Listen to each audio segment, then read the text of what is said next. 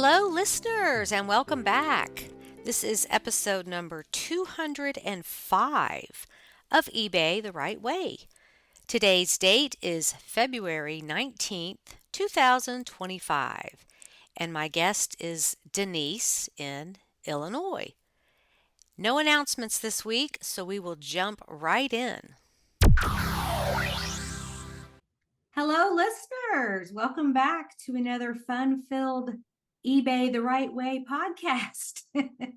I've got Denise with us today. And how are you doing this morning? I'm good.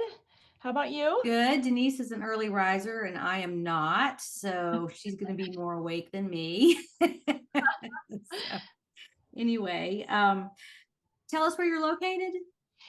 Western suburbs of Chicago. Oh, Yeah, we're out in just north of Naperville. Most people have heard of that one. mhm. Yeah, we've got a lot of Chicagoans in the group. Yeah. George Kelly Mhm. and Allie House. And there's a lot more that I'm just not remembering again because I'm only on my first cup of coffee. So anyway, so lots of good inventory there. There is. Goodwill has changed some of their policies this year, and I understand they're not offering like that. They used to do the 4 weeks of colors, and then that last color was half off, and they're not doing that anymore. I've even seen some things priced like they'll still have the original price tag from Kohl's or TJ Maxx, and they'll be like $7.99, and Goodwill has them priced for $9.99. So Hmm. I usually just if I'm sourcing Goodwill anymore, it's the bins. Hmm. And we go there every once in a while. All books are $1. My daughter likes to dig through some of the clothes and look there.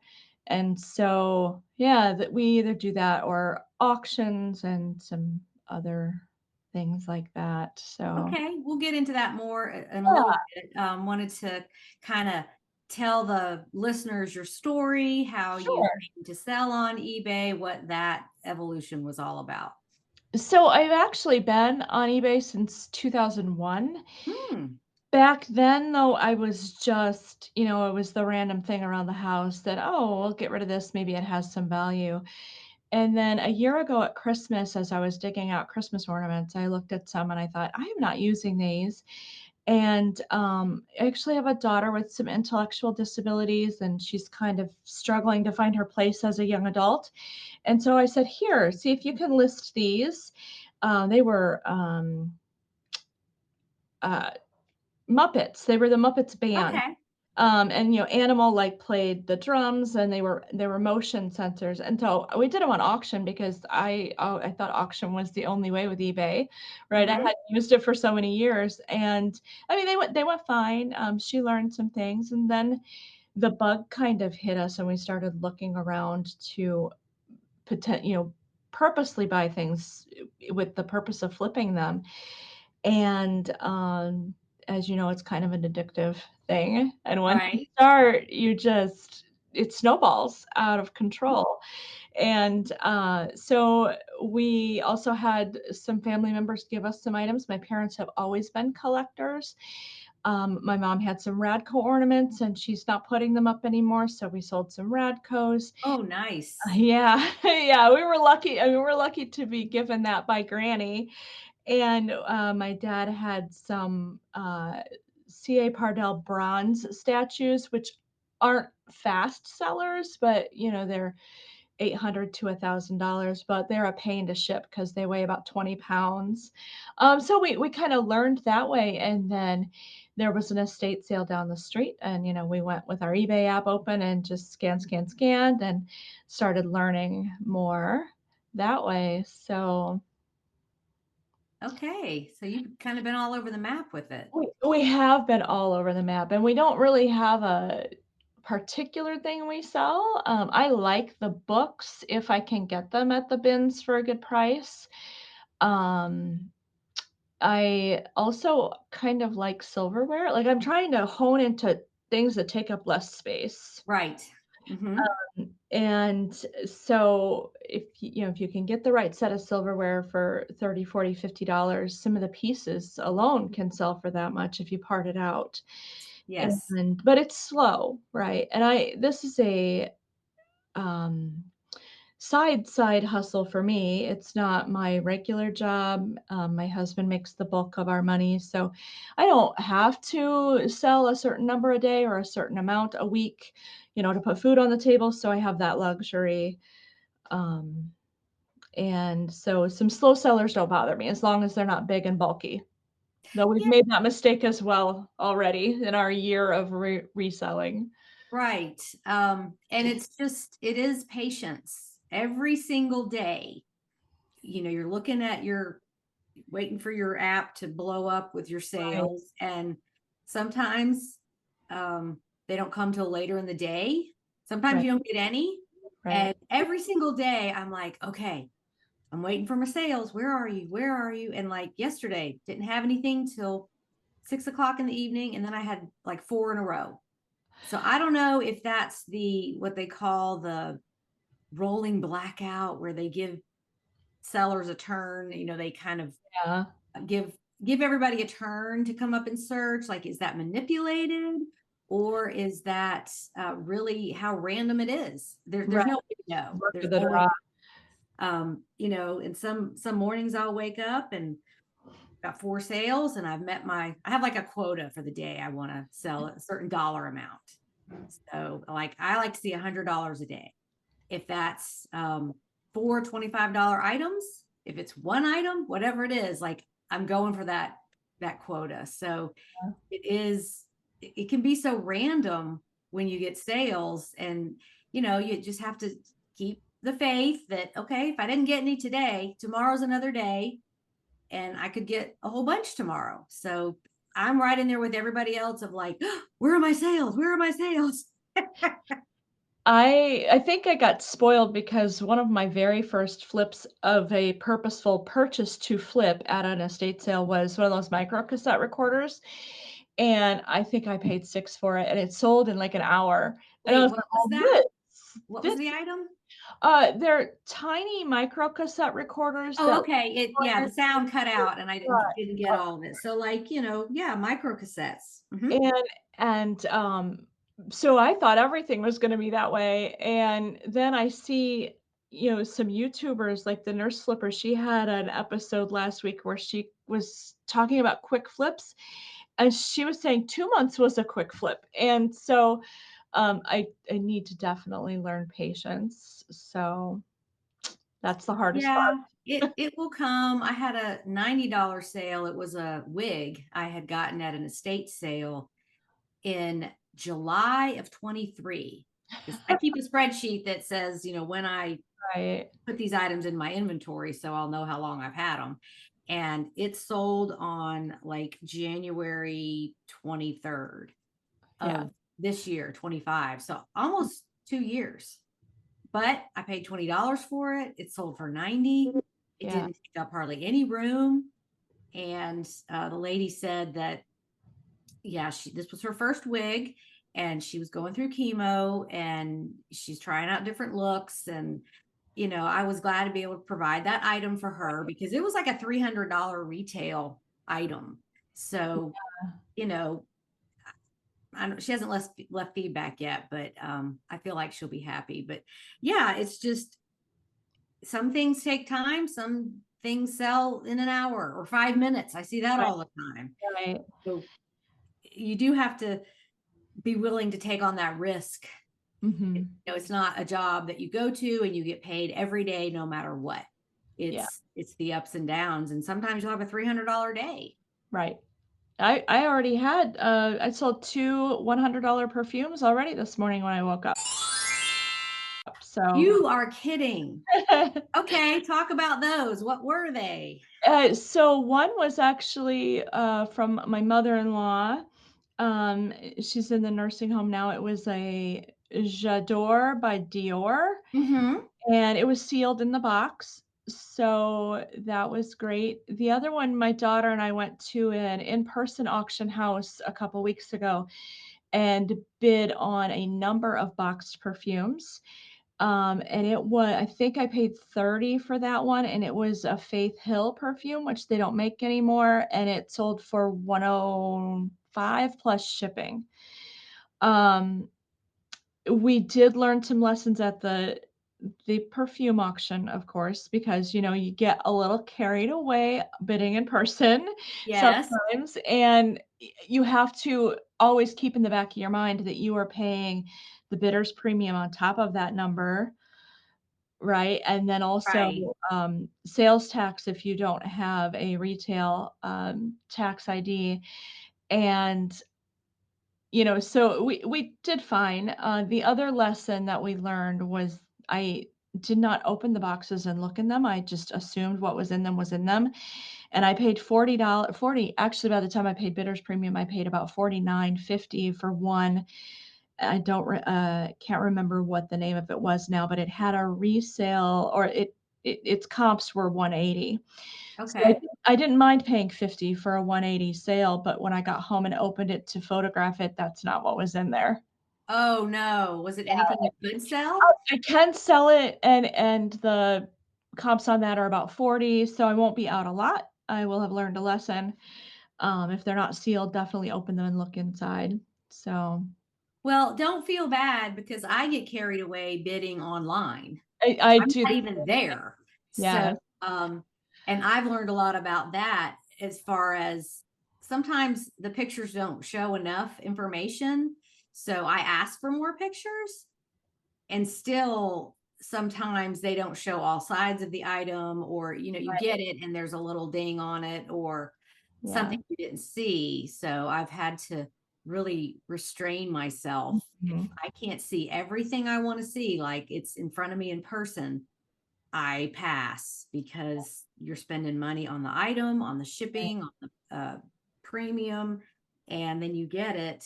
I haven't had anything that was like completely a disaster, but right. um, it's everything has pros and cons.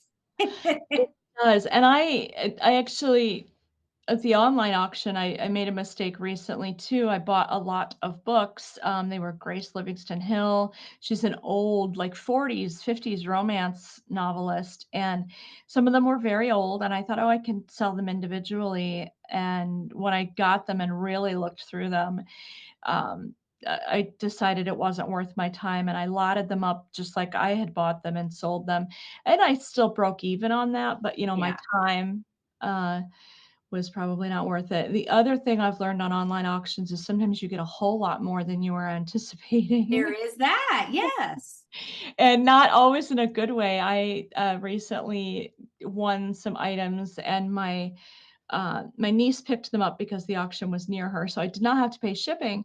But like I have already thrown away a garbage bag of empty makeup containers and half-used lotions and just all kinds of kind of junk. And I know some older things like that will still sell, so I'm looking through each item, but it's time consuming.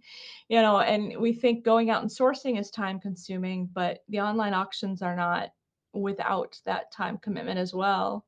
Yes, they are, and they're addicting because once you start doing it, you get Yeah, on everybody's mailing list. And yeah, I probably get 6 emails a day.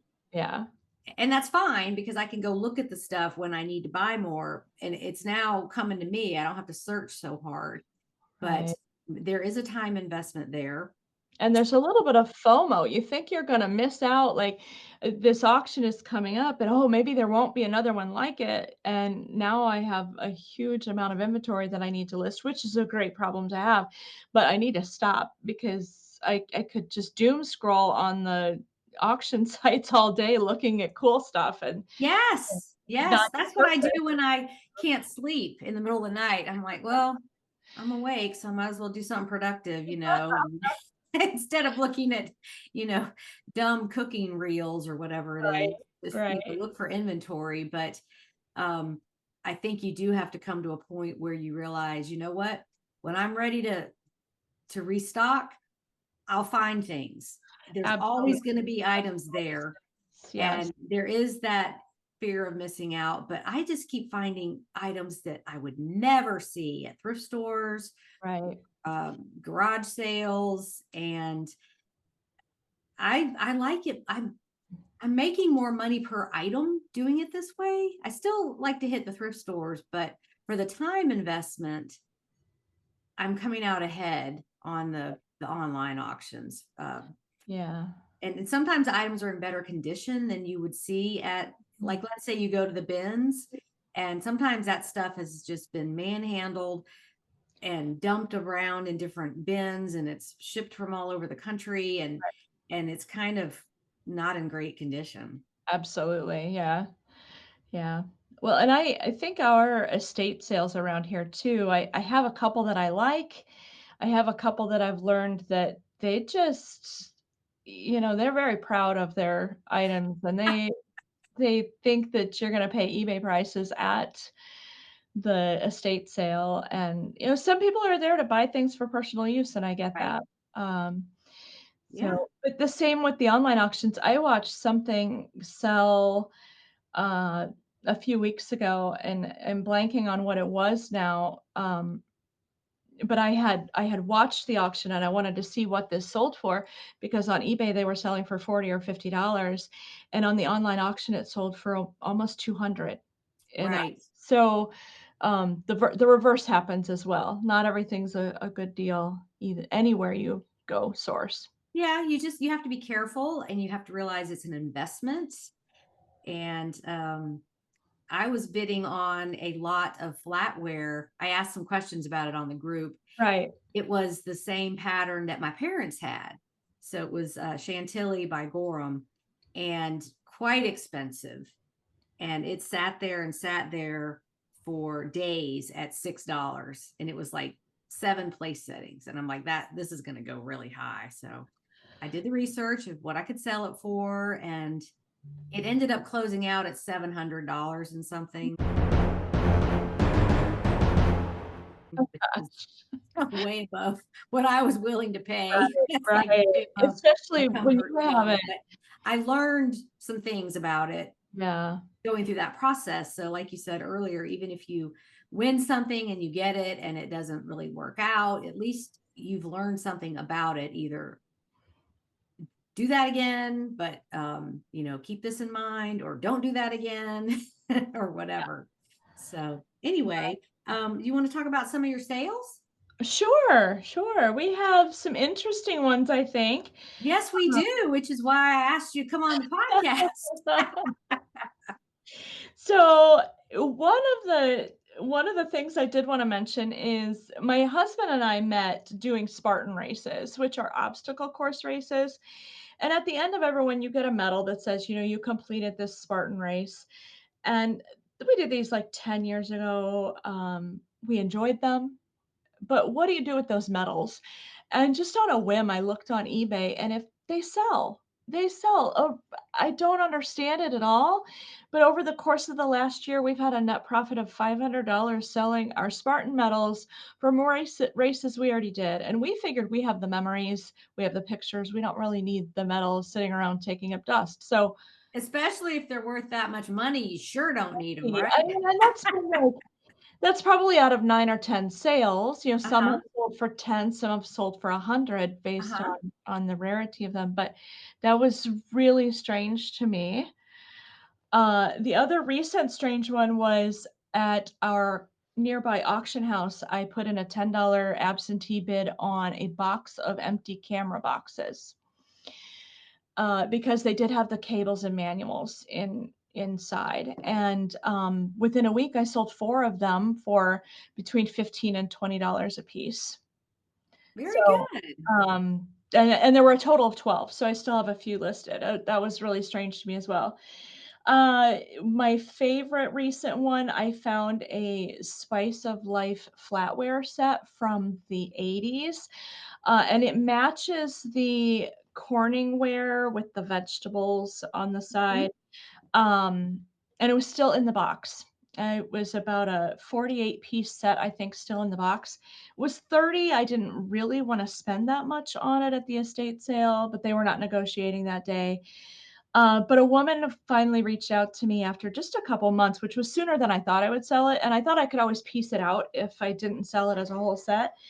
And she was in the process of redecorating her kitchen to match her grandmother's kitchen. And so it sold for $190. So, and Very he was good. thrilled as could be to find it, and so I love doing that too. When you connect someone with their past or, help them with a memory, that's always awesome. Yes, Um, it is. Yeah, and it makes you feel like your time has been spent well right, because nostalgia is something you just can't put a price on. absolutely. Yeah. I we have a permanent site estate sale near us where they just bring everything in there and you kind of put a pile together and negotiate a price. So I found an old, really heavy wool coat there, and I it wasn't positive till I got home and researched further by looking at the buttons and some of the tags on the inside. But it was a Swedish Army trench coat from World War II, and I only spent $5 or $10 on it, and we sold it for 120. So that was really exciting because it was just like Nice. you put it on and you just felt like you had 20 pounds on you.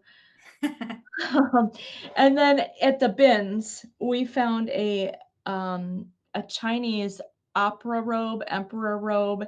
It had an embroidered dragon on it. It was bright yellow and like wrapped around threefold. I it was in so if you go to the bins, people kind of dig through and throw things in their cart, and then they go to another spot and throw the things out that they don't wanna keep, and it was in that Yes. bin where people throw it aside, and The cast off bin. it was, and I thought, I have to have this piece. I don't know what it will sell for, and, a quick search said they sell from anything from 100 to, like, 3,000, but I didn't think it was that end, right? Because it was you and I couldn't see any maker's marks on it. Anyway, I put it on an auction at first thinking, I don't know enough about this, maybe someone will find it, and that didn't work out. I think I posted in the group about it looking for more information. I did learn that the number of claws that your dragon has is, how high up. The more claws, the higher up the person would have been in the royalty. Oh, okay. And mine had 4 claws. So anyway, eventually, after a few months, it did sell on a buy it now for $255.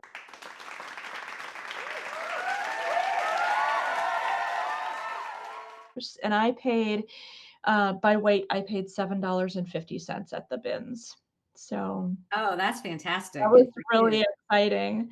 That was Yeah. really exciting. So they're not all wins, but those were some of my big ones. And like I said, I do buy a lot of books at the bins, and I have sold them for everything from $9 up to I've sold some parts manuals for in the 40s and 50s. I've sold some Bibles anywhere from 15 to 40.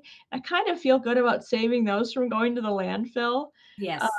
And then a fighter weapons manual from the Army or the Air Force sold for 63. So, those people think that what's at the bins is the leftovers and tossed aside, but there's still some value to be found there. So, Well, and it's just like anywhere, it depends on who's been there before you and what they know. right.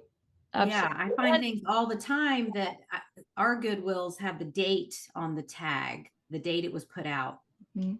I don't know if they're all moving towards that, but and I'll be like, "Oh my gosh, this has been here 11 days." Yeah.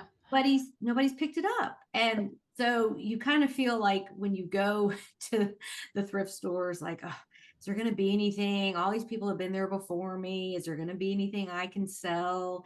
And then that's kind of me building my self confidence and keeping faith that, oh, I found this great thing I can sell for $50 and Right. it's been sitting here for 11 days.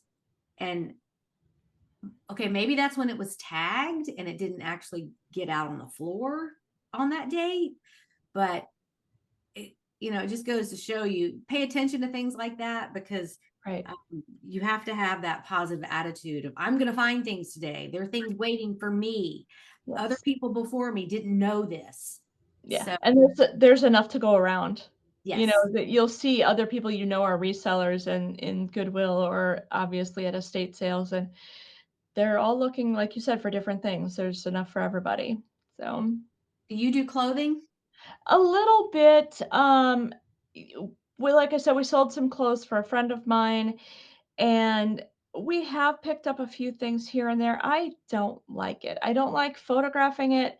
It's easy to ship, but, you get a lot of returns for it not fitting, which is fine. I understand that. That's part of that game.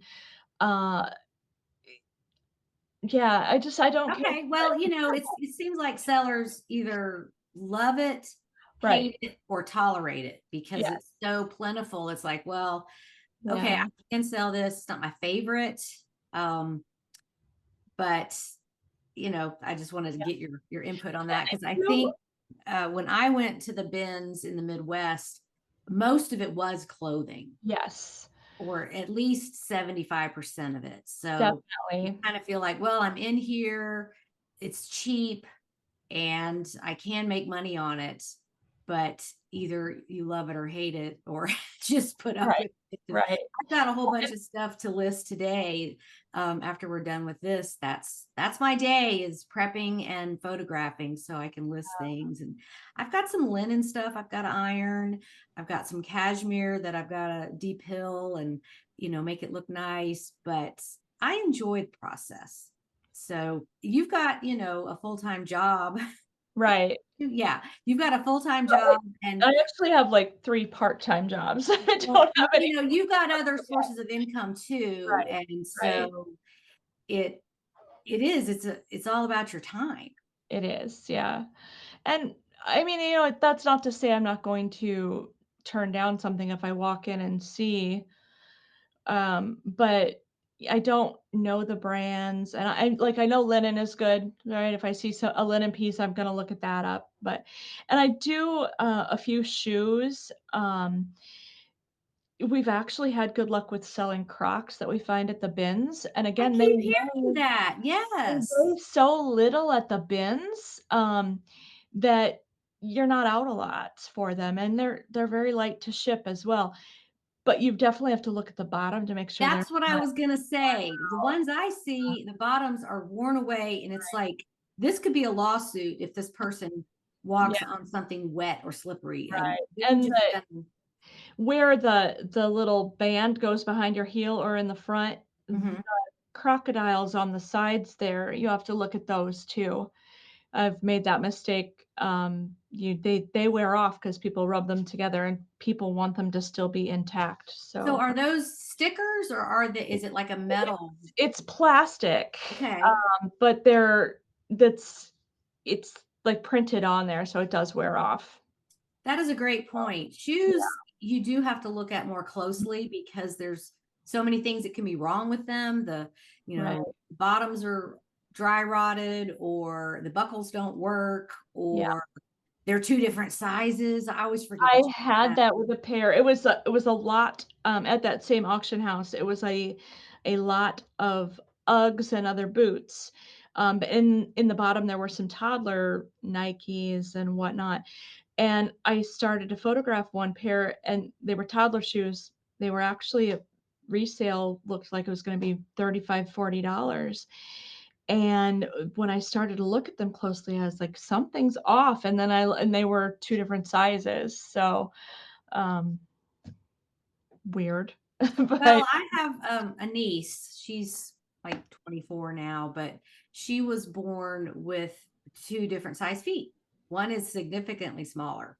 And so they've always had to buy 2 two pairs of pairs of shoes. shoes for her. And the joke was like, we need to find a The girl opposite. opposite problem so we can share this. But yeah, sometimes that happens. It's just a physical thing that Right. someone's got two different size feet, and they have to buy two pairs of shoes every time they buy shoes. Yeah, It's expensive, but yeah, so we have that in our family. it does happen. So, we have sold some empty liquor bottles, nothing like your guest you had a few weeks ago that had some of the, big ones, but uh my daughter found some Cabo Wabo tequila bottles at Goodwill for $1, empty, of course, and they sold for $22 a piece. So Okay. that was pretty cool. Um, I'm waiting on some flatware. I bought a lot of silverware on an online auction, and in it were 2 spoons. I don't remember the type they were now, and they, some of the used ones have sold for 140, and these are new in the plastic. So I'm closing and crossing my fingers that those will sell pretty soon. Is Uh, that sterling or um, yeah, stainless? yeah. Okay, it is sterling. I'm Okay. actually I'm not even sure which they were now that you say that. I think it's just a really popular type. I've actually found that sometimes stainless has a higher resale value than some of the sterlings just because people use them, and everybody has teenagers that lose their forks and spoons, right? I Mm-hmm. know I'm not the only one that never has any forks in the drawer, and so, some of that those 2 seem to be the ones that sell more than the knives, um, but teaspoons and dinner forks are usually the bigger ones. Um, what else have we sold that's been pretty cool? We've bought some Uggs at the bins as well, and I know people say that, like, big sizes don't sell or small sizes don't sell, but, we've had decent luck with flipping a pair of Uggs that are 3 or $4 at the bins into 30 or 40. Mm-hmm. Um, we tried the plushie market, and we've had varying success. The Squishmallows, I think the market's pretty much gone on now, Yes, except I there's think very, very rare that window ones. has closed. Yeah. But we have gotten some Disney ones that have resold for, a decent profit. Um, we've cleaned out some of my old Hallmark ornaments and things like that. I'm trying to get a lot of Barbie accessories, and I keep losing those auctions because I want to sell Barbie shoes. Right? They don't Okay. take up any space at all. Yeah, Some they're of, pretty tiny. yeah, some of the Barbie shoes and Barbie outfits sell for, 15 to $25 per item, and Yeah, yeah, so, those can be great. And I do see those on the online auctions a lot, but right. it's just a whole bunch of them shoved in a Ziploc bag. Yeah, So and you you don't can't really tell know, what's like, are you just going getting one shoe? Uh, right, Outfits are in there. right. I know there's a lot of helpful websites where you can figure out the name of the outfit or what goes with the outfit and Yeah, some research time, but right. would like to learn about that more, but I'm just not finding a lot of items that is worth taking the risk because the prices go up pretty high. They do. I was bidding on one and I think it went to $70 and I was like, I'm not in for that. For like you said, the risk of not knowing if both shoes are there and some of that stuff. And I'm just trying to gear towards smaller items. My husband gets a little frustrated with the all the stuff around the house. And so, I think if we can gear smaller, that helps that little headache as well. So you But don't want 200 of those giant thick wool coats. no. Even though it was a good profit, we'll keep to smaller items and hope for a good profit. So Yeah, I think a lot of sellers are going to that. And yeah, what year were you born? 73. Okay, so you're a Gen Xer. Yeah, I think when we get to retirement age, the downsizing is going to be a real thing. Like, right, not we're not going to want to hold on to these big homes and have to take care of them. There's so many options now. I'm right, so addicted to the tiny home concept or the transitioning a vehicle into a home idea. right, The space is used just so well. They use like 100% of the space, make drawers under the stairs and do all these things. And I'm just fascinated with how much room there really is in there and how right, much does one or two people really need. right. You're, I you I retire. admire it, but then, like, I have a day where I cook and I am all over my entire kitchen, and I think, "How do they cook in those tiny homes?" That's true. That's true. Well, they don't, they go out Right. They're or, probably not feeding 4 hungry teenagers either, or so they do takeout or they just eat sandwiches a lot. I don't know. But Right. I just think it's fascinating how little we can really get by with if you want to. Absolutely. Now, not everybody wants to. So Right.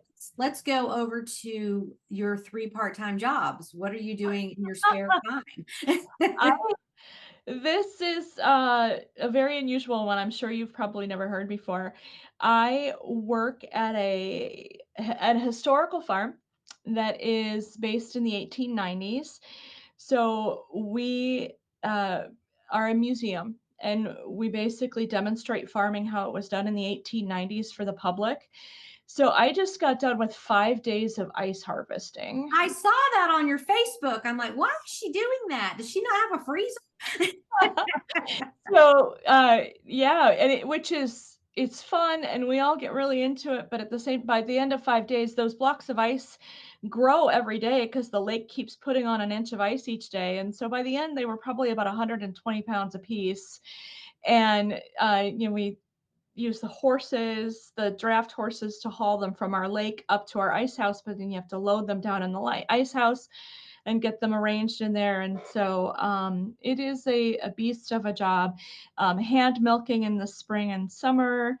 We'll have lambs in a few weeks starting to come out. And so yeah, so that is my permanent part-time job. I do that just 1 or 2 days a week, unless there's something special like the ice harvesting, tapping the maple trees, having the baby lambs, the baby calves.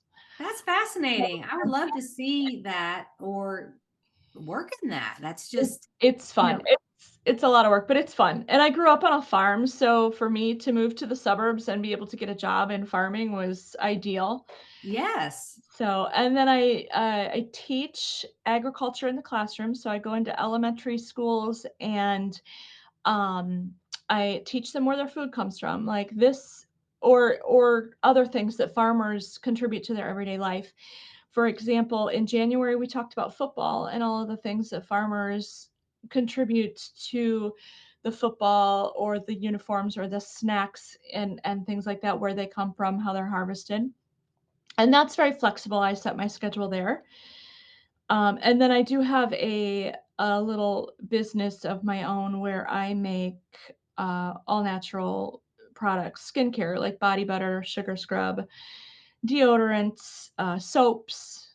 And that's where my eBay name comes in, because my store name is a Dirty Hoe, because my business name is a Dirty Hoe, because we garden all the botanicals that we use in those. It's HOE Hoe. We Yeah, garden I saw all. that.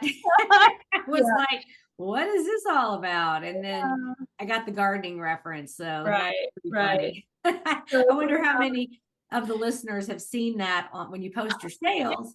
I've gotten a couple of comments on the sales, yeah, from the store name. But like we grow all the botanicals, like the lavender buds that go on top of our soap, and so that we tied it in that way, and it's funny. It's fun. So anyway, those are all flexible. All of my jobs are pretty flexible, so that helps work with the eBaying as well. And like I said, my daughter helps with a lot of it, taking the pictures and starting the listings, and then I edit them and proofread. We both source because she's 20, so she's looking at completely different things than the 51-year-old is, Yes. which is good. You all see different things. And recently we were real near the bins, and my husband, I made him go to see it because he had no idea what we were talking about when we talk about the frenzy of the bins. And so he even found a couple things and he brought to me. He's like, I think this is a good hiking backpack. And he was right. So everybody just has a different perspective of what they're looking for. So, So do you just have the one daughter? so I have one, my husband has three. So when we're all together, it's quite the crew. Uh, Okay. but his kids live with their mom most of the time. They're Okay. here a couple Okay. times a week. So And what kind of work does your husband do? he's in corporate finance. Okay. So That sounds to me, I think my head would explode if I had to look at numbers all day. yes. Absolutely. It's funny sometimes when we go out to eat, he actually has to like hand the check to me and be like, I cannot figure the tip because Oh, really? he's so used to looking at numbers in the billions and millions that Oh my gosh, you're that right. it's small. Well, So there's an app for that. I know, I know. I should put that on his phone for Christmas. And So, it's but he funny works how most of the restaurants that let you check out, on a electronic device, they already have it figured how much right. you leave. And even if you're just picking up a pizza, like they didn't even do anything but make the I pizza. know. I It know. asks you if you want to tip them. And when that first started, I was like, no, no. But I think it's just the standard format of those electronic checkouts is, It is, right. yeah. If you are a restaurant, it automatically does that. When I was setting up my Square for the other business, it asked automatically if you want tips, and it's not a you can't set it for 2 different settings. It's either you accept tips or you don't. Oh, So, so yeah, you always want to leave yeah. that door open. Right, right. So Well, how many items do you have in your inventory? so we have 837 listed as of this morning. Okay. And then I just picked up a bunch of items from an auction, actually from the auctioneers you had on a month or 2 ago in Indiana. Okay. So I just picked that up when I was at my brother's house for Christmas this past weekend. We had to have a delayed Christmas. And so anyway, once I get all that listed, we'll be closer to Well, 9. that's funny because I just got a box of stuff from them that I bid. I wonder if we were on the same auction. I do wonder that sometimes, like, between you and some other people I follow, I'm like, if I am I bidding against them for this item? What did you win from them? I'm just curious. I got a vintage perfume lot and a Bakelite vanity set, and then, I got, like, the whole bathroom lot, which was where a bunch of the empty makeups came from and things, but there were some items in there that are gonna be worth flipping. What else did I get on that one? Were you able to go pick that up or did you have it shipped? My niece lived just 15 minutes away, so she went and got it for me and, was shocked when she went to get there and there was so much stuff. Right. Well, I But wonder if we didn't bid on the same things because I had mine shipped to me. yeah, I bid on some clothing and gosh, I forgot what all was in there because I was doing two on that day, two different auction houses on that day, so it gets confusing. But it yeah, does get confusing. I I know did win some nice clothing. sometimes I just go through and I hit watch on a bunch of the lots, and then I'll go to my thing, and I've got, like, 30 that I need to look through, but, Right. Yeah. Exactly. uh, Well, good for um, you. yeah. So 800 items in inventory. Do you have a average that you sell a day with that amount of inventory? Uh, no, not necessarily, like you said, it definitely ebbs and flows. Um, there will be days when my daughter takes 11 items to the post office, and there are days when we don't have anything. Uh, Mhm. Today she'll be taking 4 items. So, yeah, we have some definite long tail items in there, and we probably need to go through and look at some stuff. We actually, uh just today, I had to cancel an order because we had a garage sale last summer and accidentally left it in our inventory. So, and unfortunately, that is my 3rd cancellation in a year, so I will lose my top seller status. But Oh, that no.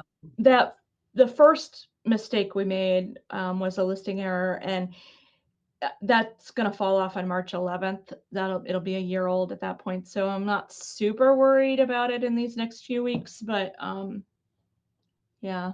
So, Yeah, I'm waiting for a negative to fall off. That was yeah. about this time last year. It was the lady with the long legs. I had sold a St. John skirt, just the pull-on acrylic skirt, and gave the measurements. And in the title, it was something like, or in the item specifics, it was knee length. And this lady must have been 7 feet tall because she sent a picture of her wearing it and said, "This is not knee length."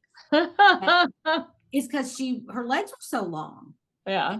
So I've started putting that in the description of please check measurements for how this will fit you. Right.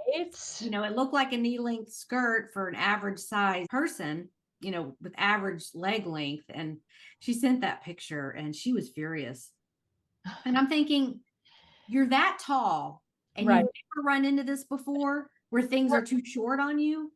So I was like, yeah, that's fine, return it. And she was so mad that it was knee length in the description. I was just gonna say that same thing. You'd think she, because I'm not super tall, but I have really long legs, and I check inseam on everything I buy and measurements. I had the opposite. I had someone who it was a petite capri length pant, and I put the inseam and said petite twice in the title, like with the 10P and petite. I spelled it out. And she wasn't mad, but she returned them saying, "Item is not as described. I didn't know it'd be so short." And I was like, "But But I did everything I I could did to tell everything you I the could length of to it. tell you it would be short. I don't know what else you want me to do." But those things happen. That's clothing. Yeah, yeah. And it's just, if people are going to get that upset, then don't order online. Go Right. to the store and try it on. Right. Yeah. But And it's not a thing to upset. It's just a no, fact of life. So, yeah, I've got another return that was open. She hasn't shipped it back yet. She may not. yeah. It was like a tennis skirt, like a stretchy skirt.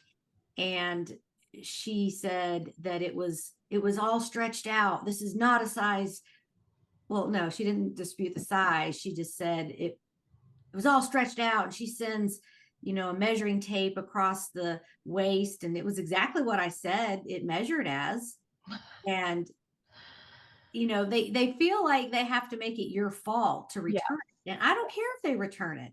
I Right. just sold a pair of Lily Pulitzer shorts that were returned because the lady said they were measured wrong, but they weren't. Got them Right. back, Right. relisted them, sold them for more. Mhm. And the person left feedback yesterday. These are wonderful. I love them so much. They fit perfectly. Right.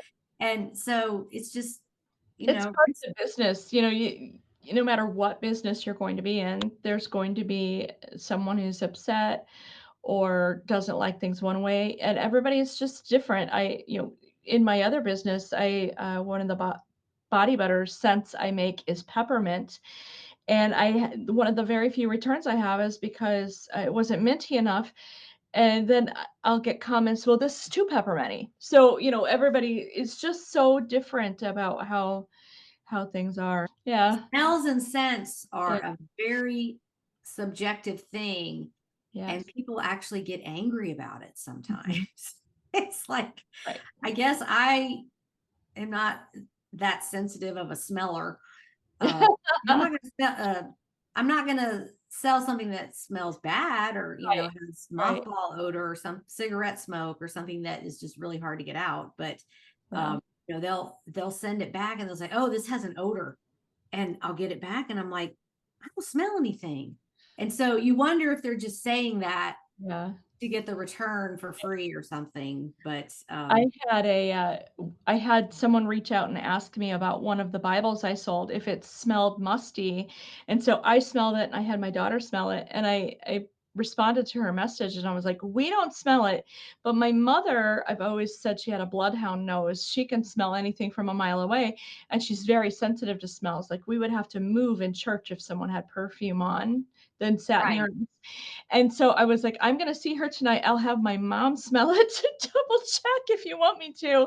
And she said no, she thought that was funny, but she was glad to know she's not the only one with a sensitive nose around. And, she was, of course, left very positive feedback, but, she got quite a kick out of that, so Well, and in your defense, sometimes those church ladies do put on too much perfume. Ooh. so much. I've been gearing towards perfumes because, again, they're smaller, and I'm like, "I don't know why I'm doing this. I hate the smell of all perfume." So Well, you working in the natural world and making your right, own products right. probably can tell a huge difference in that, And it's a once you're away synthetic from smell. yeah, once you're away from all that stuff, everything's very, very potent. You go outside, you Right. can smell your neighbors' like dryer sheets outside when they're doing laundry. So Yeah, you become more sensitive to it. So definitely, yeah, there's a definitely, lot of toxic smells out there, but yeah. anyway. Okay, well, we've almost been going for an hour. Do you have any final words before we say goodbye? I did write down a few tips to share for new people. We've kind of talked about one of them.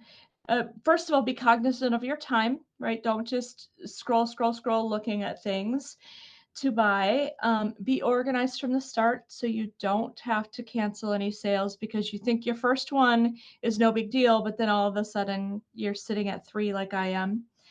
Um, one of them was a cookie jar, and when I sent my daughter to get it, she didn't know it was a cookie jar. She picked it up by the lid and the base fell. Oh no. And always check condition when you buy things. Don't get excited that you just found a St. John sweater or something and just buy it. Make sure you're checking the conditions of things. So, Yes, and I think we all fall short on that sometimes because especially if you're in a thrift store one by one looking at right. things, or you're tired, you've been doing this for 2 hours and you miss things, or if you're at an estate sale and it's very hustle and bustle and you Mhm. just want to grab that thing, and like you said, the people Right, at the bins that go over to the side and preview again, they review what they're going to buy and make sure that there's nothing wrong with it. And I do that at Goodwill. I'll go over to the furniture section and just sit down on a couch or something and just go through everything again, right, because the excitement of finding that great item is like, oh yeah, I'm gonna get that, I can't wait to list it, and then big old stain on the front or right. something. This is a bolo. I finally found the bolo, and boom, it's yeah, It's messed up. got a chip or something somewhere. So. Okay.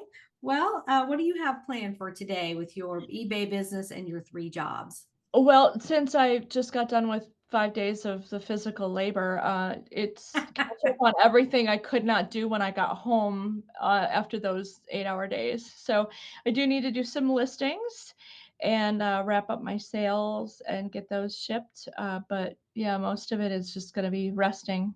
So, Good. Well, and back to the ice harvesting. I saw yeah, that come up on your page because you delayed it because of weather or something. yeah. And it's this funky looking machine. It looks like a plow, but it has blades on it. So we have to set a grid on the ice to start. You want the blocks to be about 15 inches square, and then however deep the ice is on the lake. We don't start until they're 7 inches deep.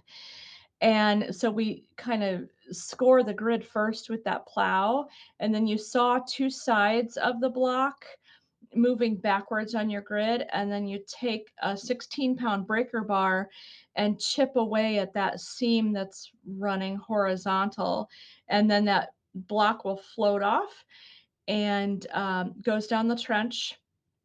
And then we use kid power because we let the public help us.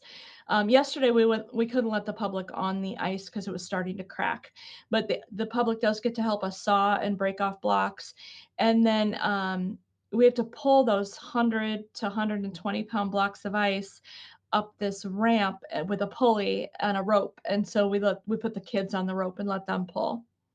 So, yeah, so we got a large crack yesterday, and I made the call to get everybody off the ice, but then my supervisor went out and checked, and he's done this for like 20 years, and he said it was okay for us to be out there, but maybe not the public. So we canceled, we pushed it off, da da da. So anyway, we have to have 7 inches of ice, and sometimes Mother Nature does not give us that, but this year it did. And now today's 45, and by Friday it's going to be 50 and raining. So there will be no more ice to harvest. Oh, okay. Well, I just think it's fascinating. You're doing all these old timey things It is. the old timey way, and kind of like homesteaders or people who live off the grid, learning how to do all this stuff so you can if you need to, but just for the historical value and teaching the public like this is what they used to do. And Right. um This is why they ate 8,000 calories a day. right. Yeah. So them. that And they great- didn't need TikTok showing them how to do it. no, no. Okay, well, it was great to meet you, You and too. keep up the wonderful work with your eBay, and we'll keep looking for more fun sales from you. All right. Thank you. Okay, have a good day. You too. Bye. Okay, time for parting words. Denise talked about time management and being organized. Well, with 3 part-time jobs, really 4 counting eBay, she would know. Here are some eye-opening facts about time wasters. Remember, we all have 24 hours in a day, but what's important is how you spend it. So the first thing is multitasking is a hot buzzword, but really, it's a huge time waster. It's considered a time waster because when you switch between multiple tasks, your brain needs to refocus on each one, leading to a loss of efficiency and ultimately taking more time to complete everything compared to focusing on one task at a time. So essentially, the switching cost between tasks adds up and eats into your productivity. And I think you have to define multitasking based on what you're doing.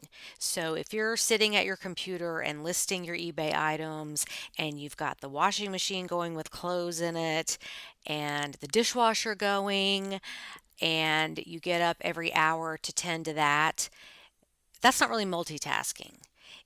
So I think the concept is just stay focused on one thing and finish it before you pick up something else because you waste time switching between tasks. Okay, and the next big one is social media. People spend on average 2 hours and 23 minutes per day on social media. This amounts to about 35.8% of the time people spend online each day. So over a third of your online time is spent on social media. So think about that. What else could you be doing with 2.5 hours a day? Not just eBay related, but in general. Challenging yourself to learn something new, playing word games or doing crossword puzzles or trivia games, something to exercise your brain and improve your memory. Sure, you can still use your electronic devices, but focus on apps or games that challenge your brain rather than hanging out on social media so much. Because remember, and I have to remind myself of this too, pretty much nothing on social media is real. Photos are edited or use filters. People exaggerate their accomplishments and downplay the difficult or embarrassing things in their life or don't mention them at all. People are not truthful, or they're only showing you the best parts of their lives, which may or may not even be real. So it's mostly fake news. So, yeah, it's entertaining, but just remember people only let you see what they want you to see. And maybe your time is better spent learning something new or doing some research or entertainment in a different way that doesn't make you feel bad about yourself. And the third thing I want to mention is lack of organization. Being disorganized wastes time because it often involves spending unnecessary minutes or hours searching for lost items. Yeah, we've all done that. Dealing with clutter that distracts your focus and redoing tasks due to missed details, ultimately leading to inefficiency and delays in completing work or projects. A messy workspace filled with clutter can easily draw your attention away from the task at hand, causing you to lose focus and spend more time getting back on track. And being disorganized also causes mental stress. That constant feeling of being overwhelmed by disarray can contribute to stress and anxiety. So Just think about those things as far as helping you become more organized and save time during the day. 2 hours more a day adds up to 60 hours a month, which comes out to be 2.5 whole days. So just imagine if you tightened up your time wasters and put that energy and activity into other more productive things, how much more you could get done. Okay, lecture over. Next week, my guest is Heather, who is a librarian at a small town library. So make sure to come back for that episode. And as always, thank you so much for supporting this podcast. I'm wishing you all a profitable and productive week on eBay and in life. Bye, everybody.